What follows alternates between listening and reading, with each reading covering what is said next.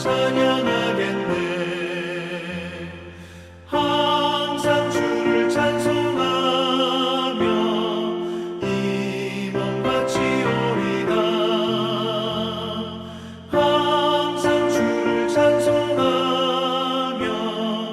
이 몸 바치오리다.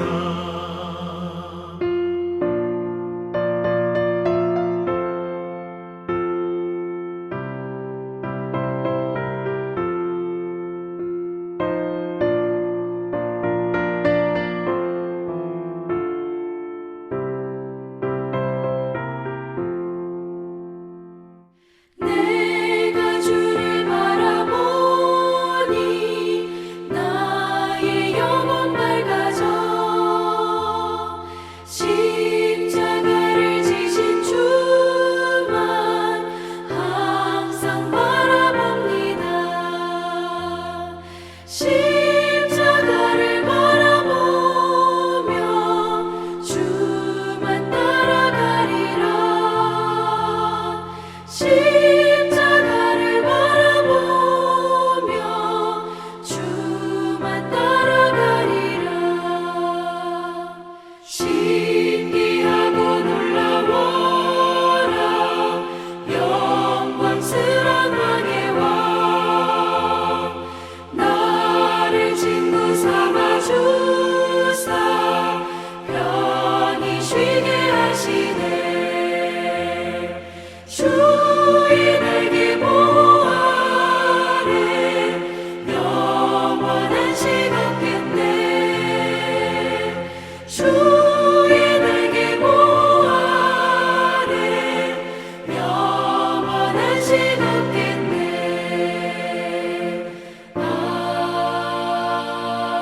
아멘. 오늘 함께 읽으실 성경 말씀은 마태복음 6장 1절에서 4절 말씀입니다. 사람에게 보이려고 그들 앞에서 너희 의를 행하지 않도록 주의하라. 그리하지 아니하면 하늘에 계신 너희 아버지께 상을 받지 못하느니라. 그러므로 구제할 때에 외식하는 자가 사람에게서 영광을 받으려고 회당과 거리에서 하는 것 같이 너희 앞에 나팔을 불지 말라. 진실로 너희에게 이르노니 그들은 자기 상을 이미 받았느니라. 너는 구제할 때에 오른손이 하는 것을 왼손이 모르게 하여 내 구제함을 은밀하게 하라. 은밀한 중에 보시는 너의 아버지께서 갚으시리라. 아멘. 오늘부터 2주간 새벽 기도회를 인도합니다. 이번 2주는 주기도문을 본문 삼아서 함께 나누고자 합니다. 주기도문은 마태복음 6장 9절에서 13절에 나옵니다. 그런데 이번 2주 동안은 마태복음 6장 1절에서 18절 말씀을 살펴봅니다. 본문을 주기도문보다 좀 더 넓게 잡았습니다. 왜냐하면 주기도문을 둘러싼 1절부터 18절까지가 모두 주기도와 관련되기 때문입니다. 1절부터 18절 말씀을 전체적으로 살펴보면 우선 1절이 전체를 개관하는 역할을 합니다. 1절을 읽어보겠습니다. 사람에게 보이려고 그들 앞에서 너희 의를 행하지 않도록 주의하라.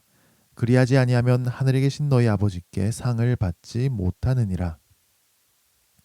1절에서 의를 행한다라고 했는데 여기서 의를 행한다는 말은 하나님이 기뻐하시는 종교 행위를 한다는 뜻입니다.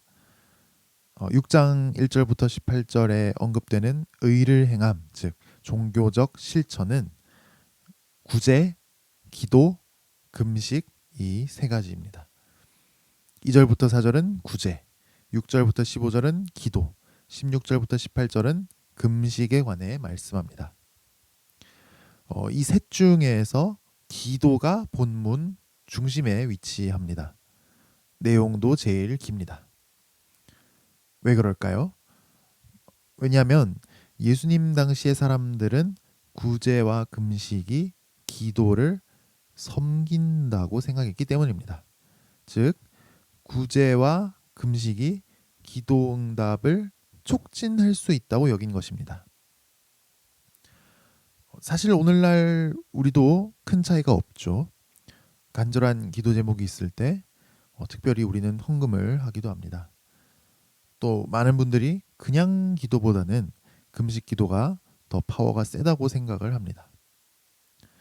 예수님은 구제와 금식이 기도를 섬긴다는 생각 자체를 거부하지 않으셨습니다.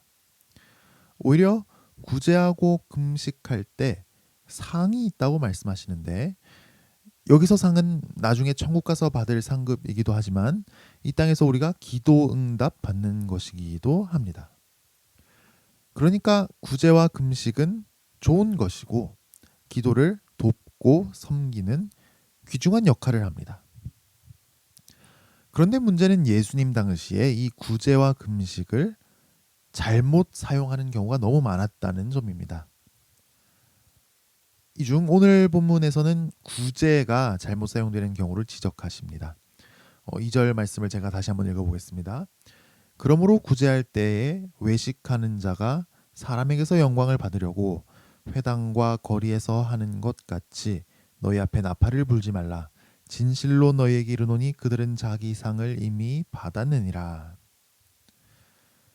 외식한다는 말은 밖으로 장식하다, 꾸미다라는 뜻입니다. 요즘 우리가 자주 사용하는 말로는 위선한다가 있는데, 위선은 겉으로만 착한 체 한다는 뜻이죠. 2절은 외식하는 사람은 엉뚱한 목적을 위해 구제한다고 말씀합니다. 바로 사람에게서 영광을 받으려는 목적입니다. 예수님 당시 유대교 회당은 구제의 열심이었습니다. 사람들은 회당에 11조를 했고 또 특별한 경우에는 헌금을 했습니다. 그리고 회당에서는 그 헌금을 구제하는 데 많이 사용했습니다. 당시에는 가난한 사람이 참 많았습니다. 팔레스타인에 가뭄이 자주 들어서 농업, 목축업이 잘 되지 않았습니다. 그래서 많은 사람들이 가난했는데 곡식마저 부족한 바람에 물가가 폭등해서 어려움이 가중됐습니다. 그런데 이 와중에 세리들은 로마를 위해서 세금을 잔뜩 떼어갔고 세금을 내지 않으면 감옥에 가야 했습니다. 거기다 휘황찬란한 성전을 짓느라 수십 년째 성전세까지 내야 했습니다. 한 연구에 따르면 소득의 약 40% 정도를 세금으로 내야 했다고 합니다. 그래서 경제적으로 어려운 사람이 참 많았습니다. 그런데 구약 성경은 자비를 명령하죠. 하나님께서 우리에게 자비를 베푸셨기 때문입니다. 하나님은 우리가 구제함으로써 만나를 내리시는 하나님의 손과 발이 될 수 있는 기회를 주셨습니다. 그래서 구약 시대 때부터 안식년 제도라든지 희년 제도라든지 고아와 과부와 나그네를 돌보는 규범 등을 통해서 이스라엘 사람들은 자비를 실천했습니다. 하지만 신약 시대에 이르러서는 땅을 소유하지 못한 사람도 많았고 산업 구조도 많이 달라집니다. 그래서 유대인들은 회당을 중심으로 구제를 통해서 자비 베풀기를 시행했습니다. 그런데 아마 회당에 거액을 헌금하면 그 사실을 공개적으로 알렸던 것 같습니다. 아마 거액을 헌금한 사람에게 감사를 표시하고 또 어쩌면 다른 사람들에게도 헌금하는 것을 권면하기 위해서 그런 것 같습니다. 그런데 외식하는 사람은 아예 사람들에게 영광을 받으려고 헌금을 했던 것입니다. 그리고 2절에 보면 거리에서도 구제를 한다고 말씀하는데요. 회당에서 헌금을 해서 구제를 하면 헌금을 한 사람이 구제를 받는 사람을 직접 만나지 못할 가능성이 높습니다. 그런데 거리에서 직접 구제를 하면 돈이나 식량을 받은 가난한 사람이 그 자리에서 즉시 감사를 표시하게 되죠. 그리고 옆에서 그 광경을 보는 사람들도 칭찬을 했을 것입니다. 너희 앞에 나팔을 불지 말라라고 했는데 구제를 할 때 나팔을 불었다면 정말 노골적으로 이목을 끌어서 여론의 칭찬과 긍정적인 평가를 받으려는 의도에서 그랬겠죠. 마치 정치하시는 분들이 오늘날도 시장에 갈 때 꼭 기자들을 많이 데리고 가는 것과 비슷한 것 아니겠습니까? 왜 사람에게 영광을 받으려고 했을까요? 사람들에게 칭찬을 받고 인정을 받고 존경을 받는 그 자체가 목적이었을 수 있습니다. 우리 인간은 칭찬과 인정과 존경에 끝없는 목마름을 느끼기 때문입니다. 많은 사람이 칭찬해주고 인정해주고 존경을 하면 아무리 힘센 사람도 자기 입꼬리가 절로 올라가는 걸 막을 수가 없죠. 마음이 흐뭇해집니다. 눈에 보이지도 않는 하나님이 인정하신다. 이걸로는 만족이 잘 안 됩니다. 또 사람에게 칭찬을 받고 인정을 받을 때 어떤 유무형의 이익을 얻을 수 있었을지도 모릅니다.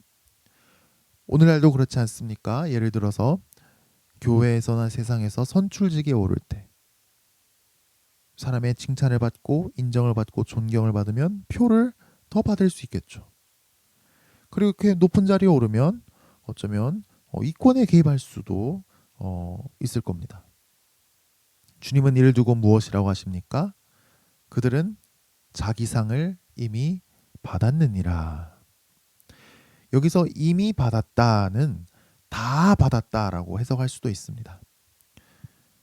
하나님은 율법에서 구제를 명령하셨습니다. 다양한 방식으로 자비를 베풀게 하셨습니다. 그럴 때 하늘의 상급이 있고 또 하나님을 사랑하고 이웃을 사랑해서 헌금하고 구제하는 사람의 기도에 하나님은 잘 응답해 주십니다. 그런데 사람에게 영광을 받으려고 구제를 했다면 이미 계산은 다 끝났고 하나님은 줄 게 없다고 말씀하십니다. 자기가 상을 다 받았으니까요. 주님은 구제를 은밀하게 하라고 말씀하십니다. 그런데 은밀한 정도가 엄청납니다. 3절입니다. 너는 구제할 때에 오른손이 하는 것을 왼손이 모르게 하여. 오른손이 하는 것을 왼손이 모를 수가 있을까요? 사실은 불가능하죠. 과장법입니다. 하지만 그 정도로 철저히 은밀하게 하라는 말씀입니다. 그럴 때 어떤 축복이 주어집니까? 4절을 읽어보겠습니다. 내 구제함을 은밀하게 하라. 은밀한 중에 보시는 너의 아버지께서 갚으시리라. 우리가 아무리 은밀하게 구제를 해도 그 은밀한 모든 것을 하나님은 다 보고 계신다고 말씀합니다. 그리고 하나님이 갚아주신다고 말씀합니다. 열심히 구제할 때, 그러나 이 모든 것을 은밀히 할 때 하나님께서는 천국 상급으로 우리에게 갚아주실 것입니다. 또 우리가 부지런히 구제할 때, 그러나 이 모든 것을 은밀히 할 때 하나님께서는 기도 응답으로 우리에게 역사하실 것입니다. 주님이 우리에게 구제의 사명을 맡기신 것은 만나를 내리시는 하나님의 손과 발이 될 수 있는 기회를 주신 것입니다. 오늘 하루 우리가 열심히 주변을 둘러봅시다. 물질적인 도움뿐만 아니라 다른 여러 모양으로 우리가 섬길 수 있는 것이 있는지 기도하며 살펴봅시다. 우리가 절대로 사람에게 영광을 받지 맙시다. 우리는 종교적인 실천을 하면서도 사람에게 영광을 받으려고 하는 그런 일그러진 존재들입니다. 헌신도, 지식도, 체험도, 경건도 다 자랑이 될 수 있고 내가 영광을 받을 수 있습니다. 절대로 사람에게 영광을 받지 맙시다. 그래서 절대로 하나님이 주실 상을 빼앗기지 맙시다. 오늘 하루 주님의 손과 발이 되고 주님의 간절한 뜻에 따라 우리도 주님과 함께 기도할 때 위대한 기도의 응답 또한 많이 일어나게 되기를 주님의 이름으로 축복합니다. 기도하겠습니다. 주님, 우리를 주님의 손과 발로 삼아 주셔서 감사합니다. 오늘 하루 또한 이번 한 주 우리 눈을 밝혀주시고 우리 마음이 민첩하게 하셔서 물질과 또한 여러 모양으로 열심히 형제와 자매와 이웃을 섬길 수 있게 하여 주시옵소서. 우리에게 힘을 주시고 무엇보다도 주님의 은혜를 충만히 누리며 살게 하여 주시옵소서. 우리 안에는 무서운 위선이 꽈리를 틀고 있습니다. 주님, 내가 주님을 위해 한다고 하면서 사람에게 영광 받으려고 하지 말게 하여 주시옵소서. 위선의 뱀을 무찔러 주시옵소서. 온전히 주님의 은혜 때문에 모든 것을 은밀히 할 수 있는 그런 지혜를 주시옵소서. 오늘 하루 삶을 주님께 의탁합니다. 질병으로부터 성도님들, 우리 가족들 지켜주시옵소서. 만나와 매출하기를 내려주시옵소서. 몸의 질고도 나을 수 있도록 치료하여 주시옵소서. 오늘 학생들이 개학을 합니다. 새로 학교에 입학하고 새 학년에 올라갑니다.